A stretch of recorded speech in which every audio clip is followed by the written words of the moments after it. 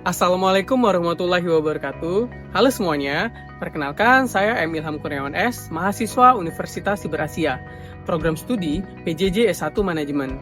Video ini saya peruntukkan untuk pengumpulan UAS mata kuliah Perilaku Organisasi dengan dosen Ibu Diah Darmayanti.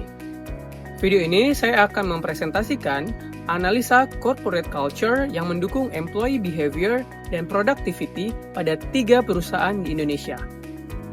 3 perusahaan tersebut adalah Telkom Indonesia, Unilever Indonesia, dan Garuda Indonesia. Lanjut ke pembahasan. Analisa corporate culture, pengaruhnya terhadap employee behavior dan productivity di 3 perusahaan di Indonesia. Yang pertama yaitu PT Telkom Indonesia. Corporate culture-nya yaitu The Telkom Way. Terdiri dari solid, saling percaya dan kolaboratif, speed, cepat, responsif dan adaptif, dan terakhir yaitu smart, berbasis pengetahuan dan inovatif. The Telkom Way in Digital Era adalah budaya perusahaan yang menjadi panduan dasar berlaku bagi seluruh insan Telkom Group dalam menghadapi era digital, guna mencapai tujuan, misi, visi perusahaan menjadi the king of digital in region. Employee behavior pada perusahaan PT Telkom Indonesia ini yaitu proaktif dan inovatif. Terbukti dengan adanya program yang dibuat, yaitu Amuba, yang mendukung karyawan untuk lebih aktif dan berinovasi. Mekanismenya dimulai dengan proses pitching ide brilian, yang diseleksi hingga terdapat tim terpilih yang akan lolos.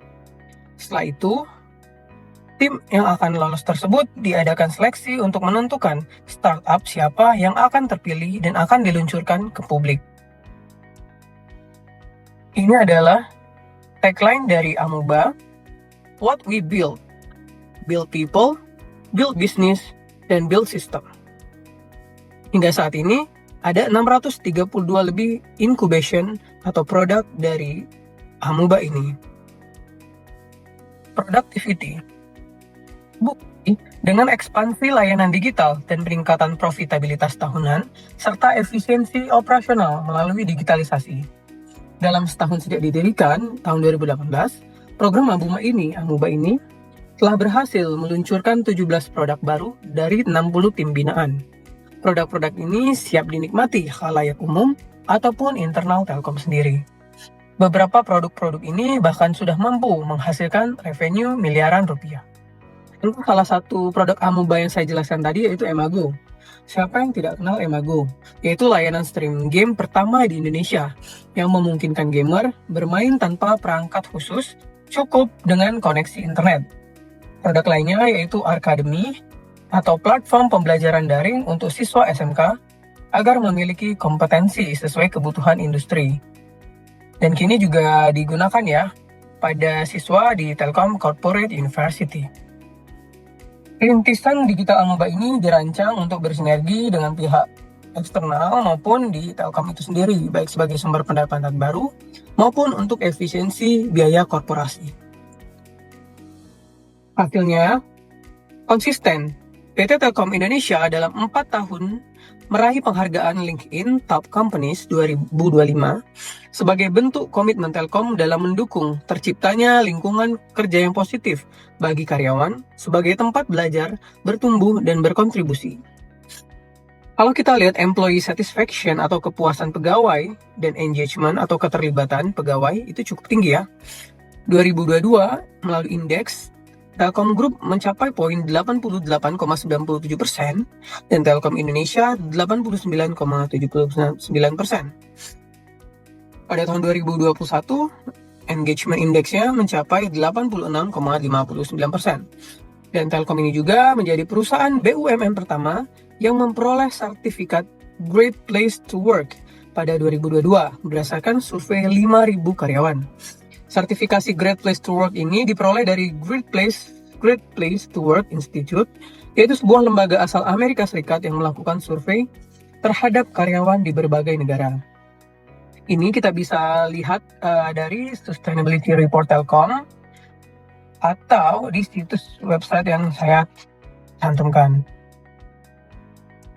Pasti interpretasi hubungan budaya, perilaku, dan produktivitas, apakah statusnya negatif atau hubungannya positif.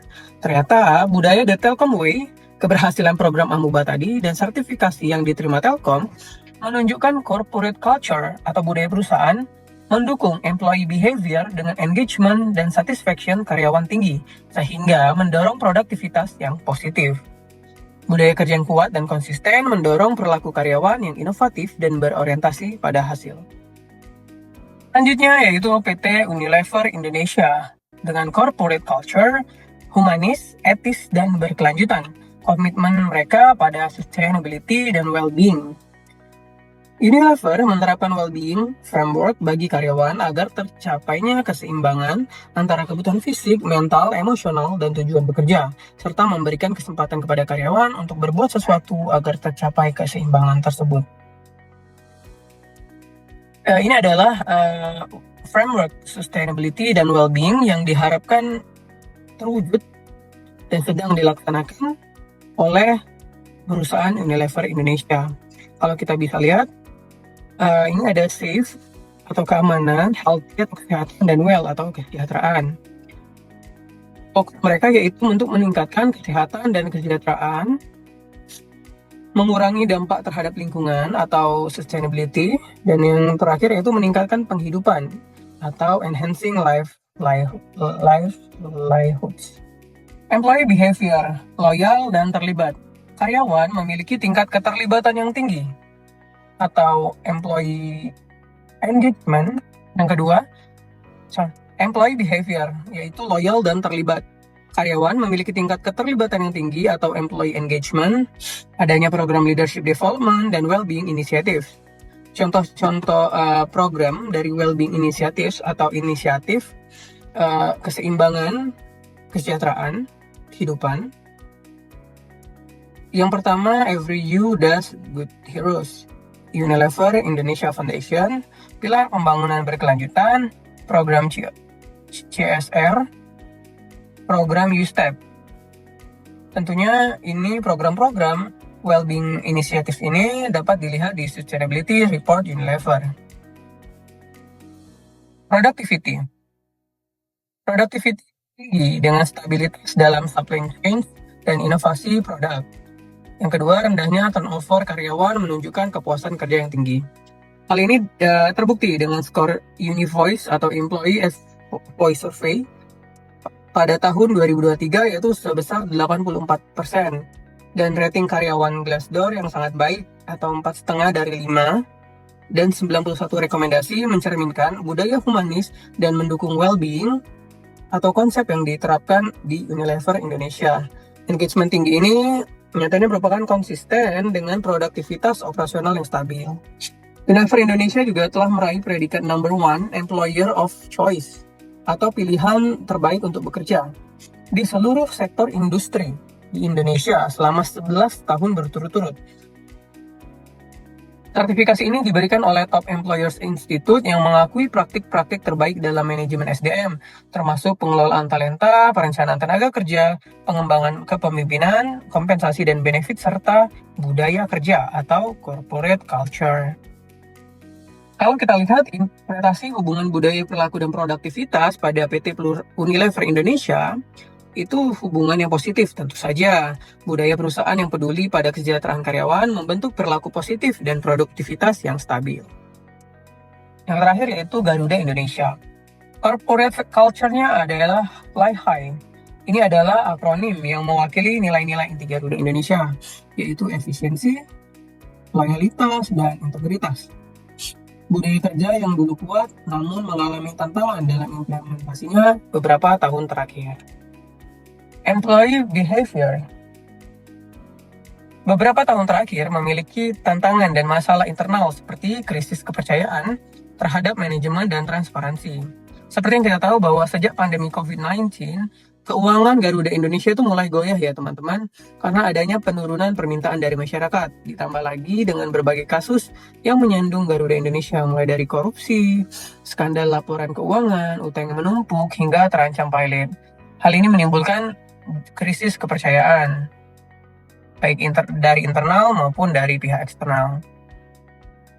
Untuk produktivitasnya, beberapa tahun terakhir, menurunnya performa bisnis pra dan pasca pandemi. Kita juga bisa baca berita di media online bahwa nampaknya ada masalah operasional dan keuangan yang berdampak pada layanan dan efisiensi kerja. Seperti yang kita tahu bahwa pada tahun 2022 itu sendiri, PT Garuda Indonesia berada di titik paling genting dalam sejarah perjalanannya. Maskapai milik negara ini menghadapi ancaman pilot setelah terjerat utang yang sangat besar dan mengalami penurunan pendapatan drastis akibat pandemi COVID-19. Hal yang dapat kita pelajari dari fenomena Garuda Indonesia, yaitu bagaimana organisasi dapat bertahan dan bangkit dari krisis melalui pengelolaan struktur, budaya, dan kepemimpinan yang tepat. Dalam perspektif sosiologi organisasi, salah satunya yaitu budaya kerja atau faktor budaya kerja yang memegang peranan penting. Sebelum krisis, budaya kerja Garuda itu tertutup dan kurang efisien. Namun, setelah restrukturisasi, budaya kerja menjadi lebih terbuka, adaptif, dan bertanggung jawab. Ini menegaskan bahwa perubahan organisasi itu mencakup pembentukan ulang pola pikir dan kebiasaan, bukan hanya sistem. Bukan hanya perubahan sistem. Kalau kita lihat bagaimana interpretasi hubungan budaya, perilaku, dan produktivitas Garuda Indonesia di beberapa tahun terakhir. Ada kekhawatiran mengenai budaya kerja di Garuda Indonesia yang menurun dalam beberapa tahun terakhir. Beberapa faktor yang berkontribusi, ya termasuk krisis kepercayaan, baik dari internal maupun dari eksternal, masalah kepemimpinan dan manajemen, serta dampak krisis keuangan dan pandemi. Pemerosotan budaya mungkin tidak sepenuhnya berpengaruh terhadap kesejahteraan pegawai, namun dapat menumbuhkan potensi hambatan produktivitas, hampir netral hingga negatif. Ada isu ketidakpuasan struktural yang bisa berdampak pada produktivitas jangka panjang jika tidak diatasi. Baiklah, itu tadi pemaparan dari saya. Sebelumnya saya ucapkan terima kasih kepada Ibu Darmayanti. See you in the next video. Wassalamualaikum warahmatullahi wabarakatuh.